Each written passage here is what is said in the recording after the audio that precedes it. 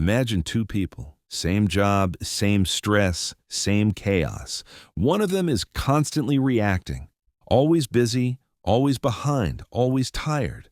The other feels calm, not because life is easier, but because they're living with a clear inner compass. Same world, different operating system. That difference is what the 7 Habits of Highly Effective People is really about.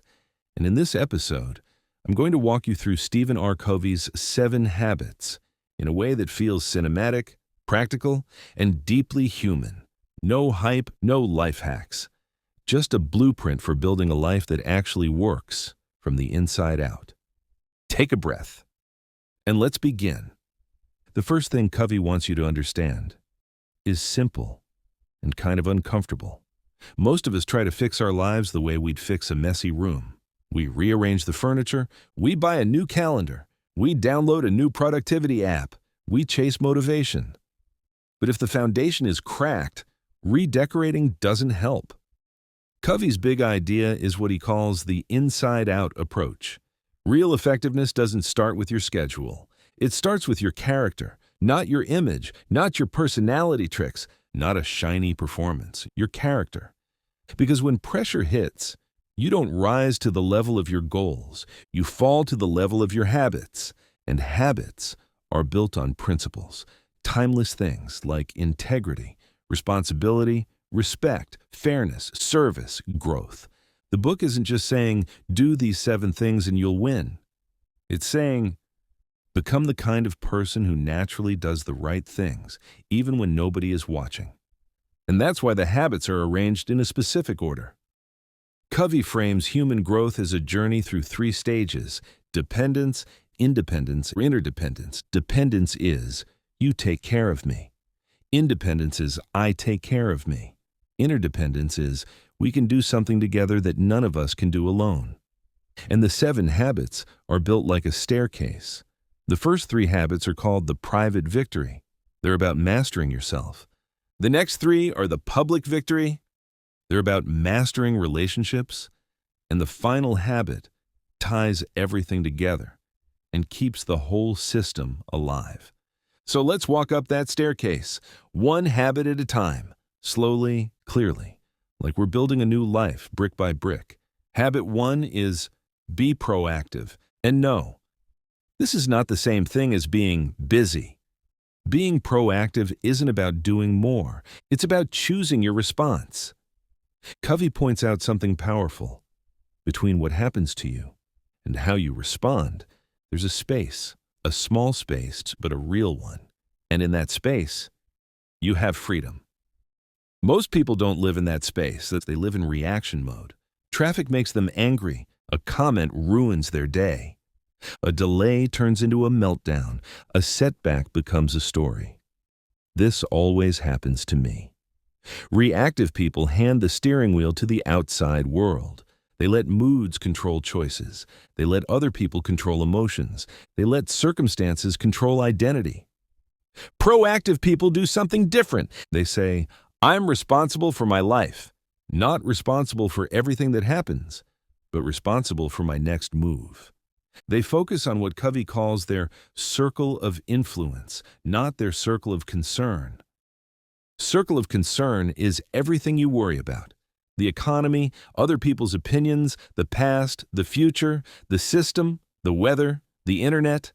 Circle of influence is smaller. It's what you can actually affect. Your habits, your words, your attitude, your choices, your effort, your integrity. Here's the twist. The more you obsess over your circle of concern, the smaller your influence becomes. But the more you invest in your circle of influence, the more it grows. It's like training a muscle. You stop saying, I can't. You start asking, how can I? You stop saying, they made me. You start saying, I chose. Even your language changes. Reactive language sounds like, I have to, I can't, if only. They won't let me. Proactive language sounds like, I choose to, I will. Let's look at options. I can control my response and listen. This isn't about pretending everything is fine. It's about reclaiming the one power you always have, the power to choose who you will be in this moment. That's habit 1. Be proactive. Don't just live your life, lead it. Habit 2 is begin with the end in mind. This habit is about vision, not the fluffy kind, the real kind. Covey says everything is created twice. First, mentally, then physically. A building is designed before it's built. A trip is planned before it's taken. A movie is written before it's filmed. But many people do something strange with their lives. They build first and think later. They wake up, react, hustle, repeat. Years pass. Then one day, they look around and realize they climbed the ladder, but it's leaning against the wrong wall. So habit 2 asks a haunting question. What do you want your life to stand for when it's done? Not what do you want to own, not what do you want to post, not what do you want to prove, what do you want to stand for? Covey suggests a powerful exercise. Imagine your own funeral, not in a dark way, but in a clarifying way. Imagine people you care about speaking. What would you want them to say? What kind of friend were you? What kind of parent, partner, sibling, co-worker, neighbor? What did you value? What did you live for? That image becomes your end in mind. Then you work backward and build a life that actually matches it. This is where Covey talks about a personal mission statement, a simple declaration of your values and direction. It's like writing a constitution for your life. Because if you don't decide your priorities, someone else will. Your inbox will decide. Your feed will decide. Your boss will decide. Your cravings will decide. Your fears will decide. Habit 2 is you stepping into the director's chair, choosing the story, choosing the ending, before the chaos writes it for you. Begin with the end in mind. Habit 3 is put first things first. If habit 2 is deciding what matters, habit 3 is living it on Tuesday. This is where the book becomes very practical. Covey breaks down time management into 4 quadrants, not as a cute chart, but as a mirror. Quadrant 1 is urgent and important, crises, deadlines, fires. Quadrant 2 is not urgent, but important, planning, prevention, building relationships, learning, exercising, creating, thinking. Quadrant 3 is urgent, but not important. Interruptions, some emails, some meetings. People's emergencies that aren't yours. Quadrant 4 is not urgent and not important. Mindless scrolling, busy work, escaping. Most people live in quadrant 1 and 3.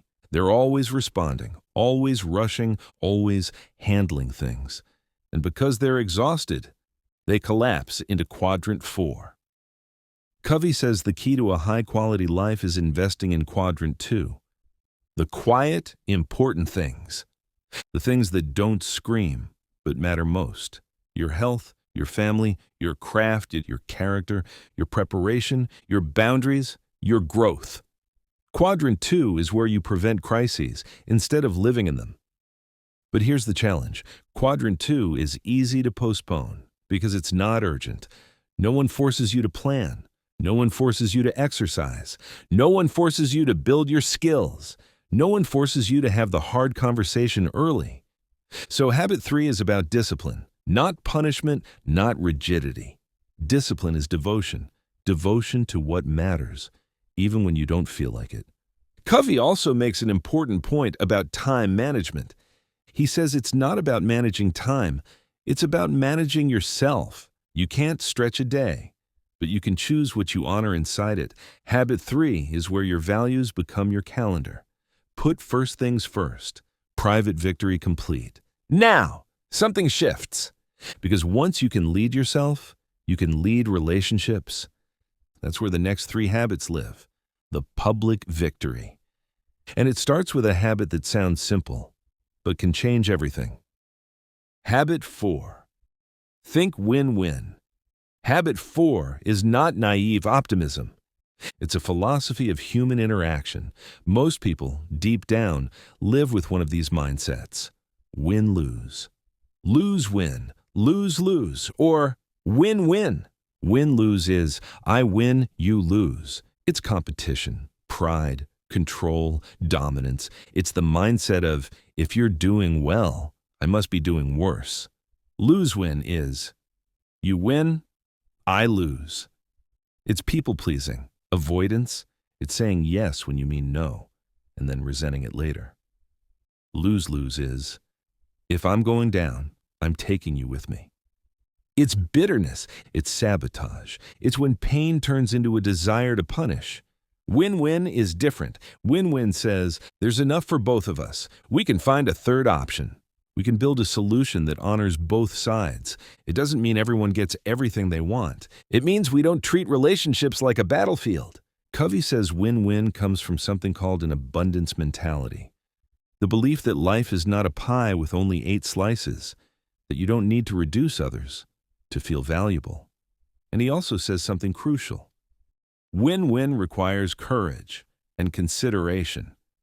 Courage to speak your needs clearly. Consideration to care about the other person's needs too. If you have courage without consideration, you become aggressive. If you have consideration without courage, you become weak. Win-win is both. This habit changes how you negotiate, how you parent, how you date, how you lead, how you argue. Instead of trying to win the conversation, you try to win the relationship. Think win-win. Habit 5 is seek first to understand, then to be understood. If I could tattoo one habit on the world, it might be this one. Because most conflict is not a logic problem. It's a listening problem. Covey says we often listen with the intent to reply, not with the intent to understand. We're not really hearing people. We're waiting for our turn. We filter their words through our own experiences, our assumptions, our ego. And then we respond to a version of them that exists only in our head. Habit 5 is empathy, but not the sentimental kind. Empathy is a skill. Covey describes levels of listening, ignoring, pretending, selective listening, attentive listening, and then empathic listening. Empathic listening is when you listen so deeply, you can describe the other person's perspective so well, they feel seen, not agreed with, seen. And here's the paradox. When people feel understood, they become more open to understanding you. But if you push your point first, they put up walls, they defend, they counterattack, and they shut down. Seek first to understand. This isn't weakness, it's leadership. It takes strength to listen when you want to be right. It takes maturity to ask questions when you want to preach. It takes control to slow down when your emotions want to speed up. Covey talks about diagnose before you prescribe. If you went to a doctor and they handed you medicine before examining you, you'd walk out. But we do that in relationships constantly. Someone says they're stressed, and we instantly give advice. Someone says they're hurt, and we instantly defend ourselves. Habit 5 says, pause, ask, reflect, clarify, let them finish. Then, and only then, you earn the right to be understood. Seek first to understand, then to be understood. Habit 6 is synergize. Synergy is the magic of real collaboration. It's when the whole becomes greater than the sum of its parts. Not because everyone agrees, but because differences are leveraged, not feared. Most people see differences as a threat. Different opinion? Threat. Different style? Annoying. Different background?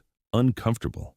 So they either fight or avoid or try to dominate.